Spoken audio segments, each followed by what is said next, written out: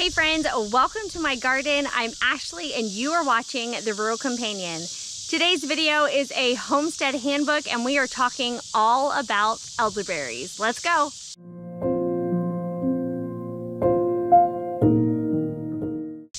Now, before we head inside to talk all things elderberries, I did want to take a moment to bring you out here in my garden to show you the two varieties of native to Oklahoma elderberry plants that I have. I have the Adams and the Johns variety. The Johns variety gets incredibly tall and it is crazy every year to me how tall this plant gets. I'm going to grab a few more shots before we head inside and get started on our deep dive into elderberries. Now that we're back in the kitchen, we are going to talk about what elderberries are, how to grow them, and I'm going to share with you or make with you a recipe of my very favorite elderberry syrup. So let's start with what elderberries are. They are a plant that grows in a large shrub, as you just saw in my garden, and they are most commonly used for viral illnesses such as colds and your common flus. The flowers and berries can also be used to make teas, jellies, jams, or even wine if that is something that you are interested in.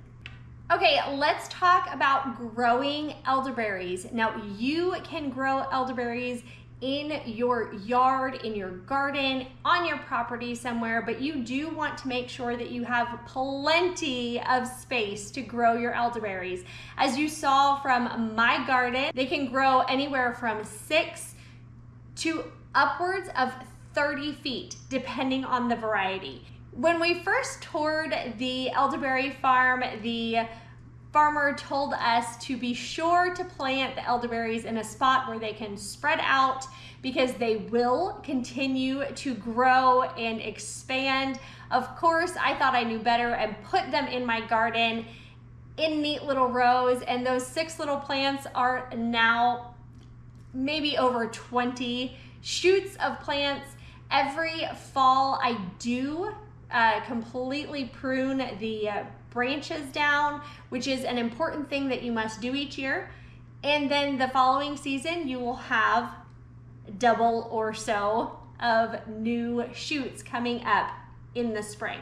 You do want to make sure that you put your elderberries in a space that will get full sun, and they do need to be watered regularly, but the soil needs to drain well. So here in Oklahoma, we have clay soil, and while that does work, you want to make sure that it's not in a low area.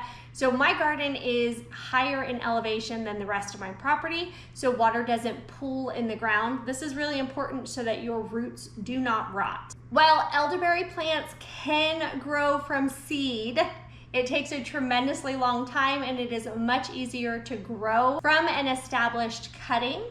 The 2 elderberry plants that I have, the 2 varieties, are the Adams and the Johns varieties of elderberries. Now, the Adams is the most common in North America, the most common variety. They tend to be smaller, so they don't get quite as tall, around 6 feet or so. They have smaller berry clusters and they tend to bloom at the end of June, and they are fully ripe sometime in July, depending on your weather.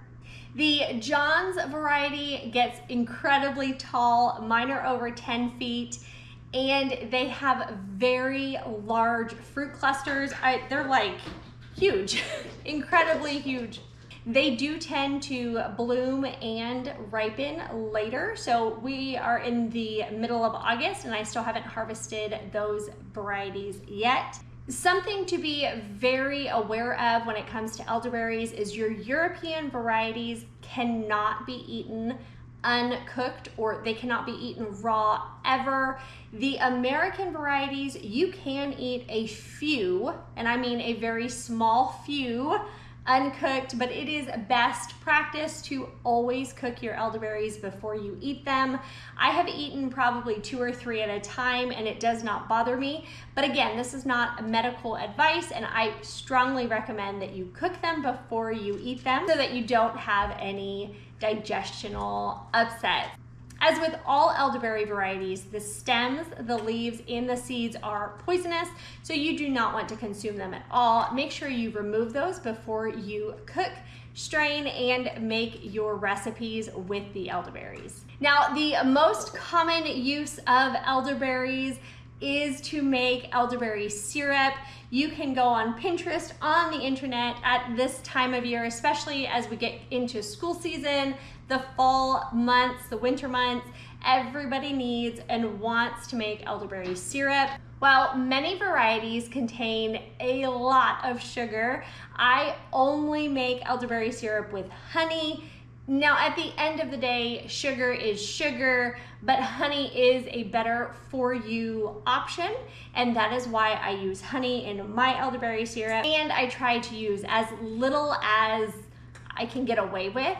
Now, the last batch of elderberry syrup I made was incredibly unsweet, and my kids complained every time I made them drink it. So this batch is going to be a little sweeter, and that is what we're gonna do right now. Let's go make some elderberry syrup. To make elderberry syrup, you will need 1 cup of elderberries and 2 cups of water. I am using 4 cups of frozen elderberries and 8 cups of water. You also can add, but it is not required, cinnamon, nutmeg, cloves, vanilla, or ginger to put your berries and water in a large pot and bring that to a boil. Once it has reached a boil, you're going to want to simmer that for about 30 minutes or until it has reduced down. Then you will need to remove it from the heat and strain the berries from the liquid. Allow it to cool before you add your honey and vanilla extract if you are using it. Pour it into sterilized jars or bottles and store it in the fridge for up to 4 months. Thank you again for joining me here in my kitchen to learn all about elderberries. I hope that you are inspired to make some elderberry syrup for your family to keep you healthy and strong over the next couple months. I look forward to having you here again next time on The Rural Companion. Goodbye.